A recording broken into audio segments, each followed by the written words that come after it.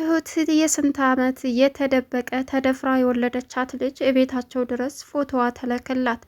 ሌላው ደግሞ ቲና በቁጥጥር ስር ዋለች። በጣም በሚገርምና በሚያሳዝን ሁኔታ አሁን ላይ ኢዱ ቲናን አጋለጠቻት።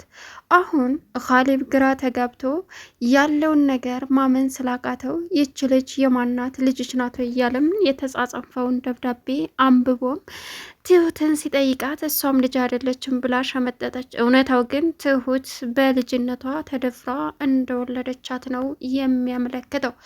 ሌላው ቲና እንግዲህ አሁን ስልክ ስታወራ ከተመስገን ጋር አሁን ላይ በሚገርም ሁኔታ ያላመነቻት ኢዱ ተከታትላ እጅ ከፍንጅ በመያዝም ይች አስመሳይ አረመኔ በማለትም በፖሊስ ቁጥጥር ስር እንድትውል አደረገቻት።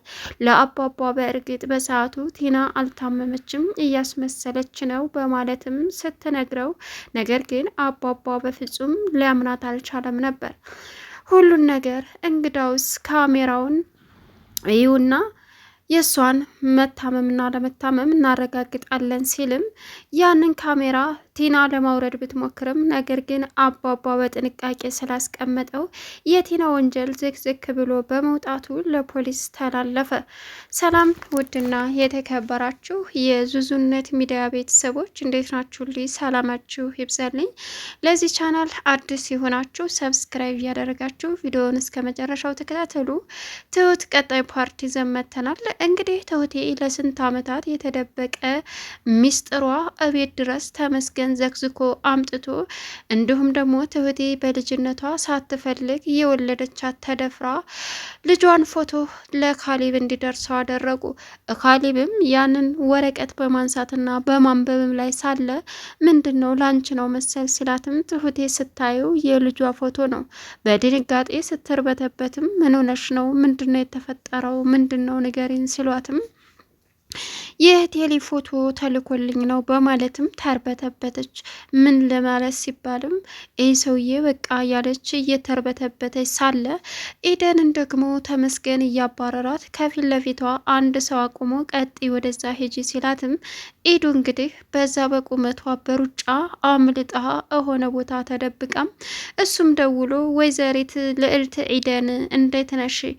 እሱ ከፊት ለፊትሽ የቆመው ልጅ እኔ የላኩት ነው። ስለዚህ ዝም ብለሽ ወዳና ወደ ሳትይ ቀጥታ ወደ እኔ ጋር ነይ ቶሎ ሲላትም እሷ ደግሞ ማና አንተ ምንድነው ስትለው አላወቅሽኝም እንዴ ከትሁት ጋር ሆነሽ ያሳገርሽኝ አንቺ አይደለሽ ሲላትም እኔ አላሳገድኩም ስትልም ልትክጅኝ እንዳትሞክሪ እሱን ቁጭ ብለን በጠረጴዛ ዙሪያ ልናወራበት ስለምንችል አንቺ ብቻ በተባልሽው መሰረት ነይ ቶሎና ሁሉንም ትነግርኛለሽ ሲላትም አንተ ሰውዬ ለምንድን ነው ከህይወታችን ማትወጣ አትሆንም እንደ ብትለውም እሱ ግን ምንድን ነው የምተውሽ አሁን ዝም ብለሽ ነይ ቶሎ ነገሩን አታክርው አልበለዛ ከነሱ በላይ ሌላ ችግር ትፈጥራለች ሲላትም ኤደን በራሷ እንዳትጠጋይ በማለትም የተላከውን ልጅ አምልጣ ራሷን ጉዳት ላይ ሳታደርስ ወደ ቤት ለመመለስ በሞከረችበት ሰዓት ተመስገን ደውሎ አንቺ አመለጥሽ ነው የሚባለው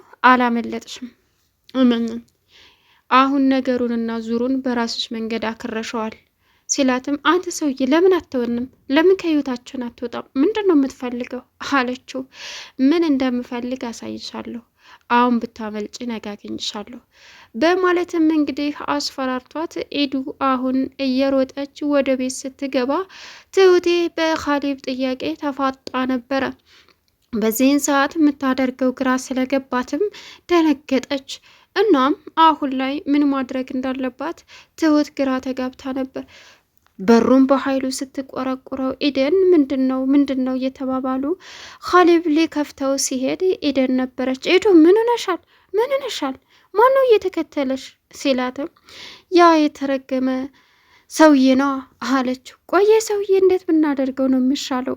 ምን እንሆን አለች ኤደን። ከዛም ኤዱ ተረጋጊ በማለትም እንግዲህ ትሁት እሷን ፈጣሪ ልኮላት ወደ ክችን ሄዳ ለቅሷን ተያያዘችው። በዚህን ጊዜ ቲና በደስታ ትፍለቀለቃለች። አለመናገር አለመጋገር እያሰበች ግን ደግሞ በቃ ውስጧ ደስ እያለው ነው። በተለይ የትሁት ልጅ ሲላክ እንዲሁም ፎቶውን ስታይ በጣም ተደስታ ነበረ። ካሌብና እሷን ለማጣላት ያላት ጥረት አሁን ላይ ኢደን እንግዲህ ተጨንቃ ነበር። አባባም ቆየህን ሰውዬ ምን ማድረግ ነው ያለብን? በቃ ቤተሰቦች በሱ ምክንያት እንዲረበሹ አልፈልግም፣ እንዲሳቀቁም አልፈልግም አለ።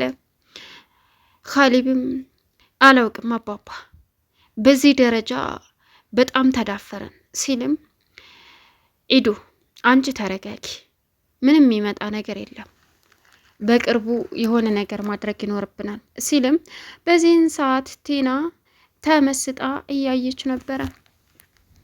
አሁን ላይ እንግዲህ ኢዴን ሆዬ በጣም ፈርታም ነበረ እና ተረጋጊ እያለ አባባ ማረጋጋት ግን እስተመቼ ነው ሊያሳግተኝ ነበረ። እናም ወደ እኔ ነይ ሲለኝ እኔ አምልጬ ወደዚህ ስመጣ ዝቶብኛል አለች። ኢደንም ኢዱ አታስቢ እኔም ማረገውን አውቃለሁ በማለትም አባባ ኢደንን አበሰራት። ኢደን እንግዲህ የጥርጣሬዋ ልክ ጎደር ስላጣ ስላላመነቻትም ሰተት ብላ ቲና ክላስ ገባች። ቲና ደግሞ ከተመስገን ጋር ደውላ ነገ መንጣት አለብህ አለችው። እሱም ሰው መተኛት አይችልም ወይ? ምን እየሆንሽ ነው ሴትዮ? በማለትም ተነገራት። እሷ ግን ትመጣለህ አለችው። አልመጣም፣ እዛ ቤት ድጋሜ መምጣት አልፈልግም፣ መታየትም መመላለስም አልፈልግም ሲላትም በፍጹም ትመጣለህ፣ ወደ ሳይሆን በግድ ትመጣለህ አለችው። በዚህን ሰዓት ኢደን በሩን ስትከፍት ቲና ስልኩን ዘግታ አስቀመጠችው። ኢዱ እንግዲህ አንቺ አስመሳይ፣ እኔ አንቺን አላመንኩሽም። ዛሬ እኔና አንቺ እዚህ ክላስ አብሬሽ ልተኛ እኮ ነው። ምን ይመስልሻል? ታውቂያለሽ እዚህ ቤት መታመምሽን አምኖ ያልተቀበለች ብቸኛ ሴት እኔ ብቻ ነኝ። ምን ይመስልሻል? አጠራጣሪ ነገር በዚህ ባገኝስ አለቻት። ከዛም አሁን አለመናገርሽን እናውቃለን በማለትም የቲናን ስልክ በመቀማት ቲናን ስትቀማት የምትሆነው ግራ ገባት። በጣም ተናደደች። ስታየውም እንግዲህ ለረጅም ሰዓት ከትሁት ፍቅረኛ ጋር እንዳወራችም አየችው።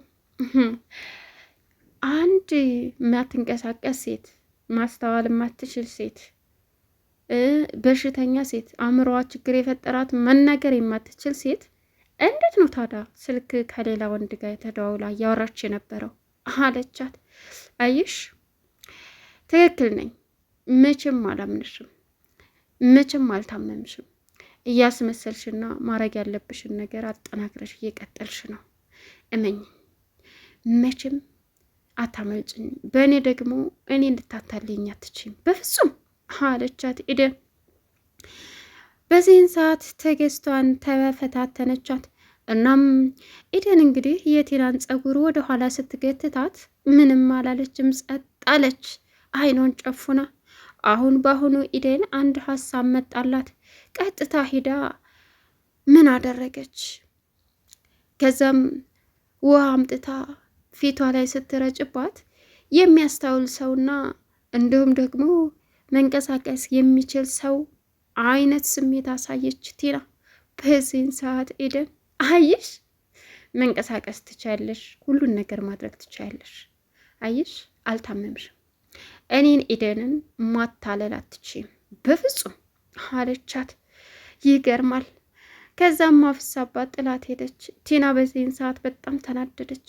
ወይኔ ቲና፣ ወይኔ ይቺ መሰሪ አሳይሻለሁ፣ ጠብቂ በቅርቡ በማለትም ዛተች። ሌላው ካሌብ እንግዲህ ትሁትን እያናዘዛት ይገኛል። ትሁት ደብዳቤውን አንብባ ቀደደችው። ልጇንም እንግዲህ አየች። ከዛም እያለቀሰችም ነበረ። መጨረሻ ላይ እንባዋን ጠራርጋ ለእህቷም ደውላ የማማን ፎቶ እኮ እቤት ድረስ ላከልኝ ስትላትም እህቷ እንግዲህ የሰጠቻን መልስ መቼ ነው ስትልም ትናንት ዛሬ አለቻት። ቤተሰብ ካሌብ አይቶታል ስትልም አዎ አይቶታል አለቻት። በቃ ተረጋጊ ስትላትም እንግዲህ ደብዳቤውን አንብባ ቀዳው እያለ አሁን ካሌብ ድንገት ሲመጣባት ደብዳቤውን አስቀመጠችው።